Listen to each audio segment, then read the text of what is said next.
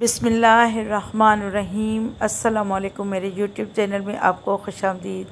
مومن کی فراست۔ شہر بغداد میں ایک مجوسی رہتا تھا۔ ایک روز اس نے اپنے گلے میں زنار پہنا اور اس کے اوپر مسلمانوں کا لباس پہن کر حضرت خواجہ جنید بغدادی رحمۃ اللہ تعالیٰ علیہ کے پاس حاضر ہوا اور کہنے لگا، یا حضرت، ایک حدیث شریف کا مطلب دریافت کرنے آیا ہوں۔ حدیث میں آتا ہے کہ مومن کی فراست سے ڈرو، اس لیے کہ وہ اللہ تعالیٰ کے نور سے دیکھتا ہے۔ اس حدیث کا کیا مطلب ہے؟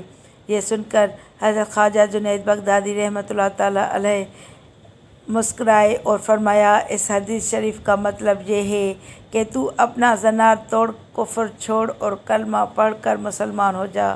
مجوسی نے جب یہ سنا تو فوراً کلمہ پڑھ کر مسلمان ہو گیا۔ سبحان اللہ عز و جل۔ اس ویڈیو کو لائک کر کے چینل کو سبسکرائب کریں اور بیل آئیکن کو دبائیں تاکہ میری ہر ویڈیو کا نوٹیفیکیشن ملے۔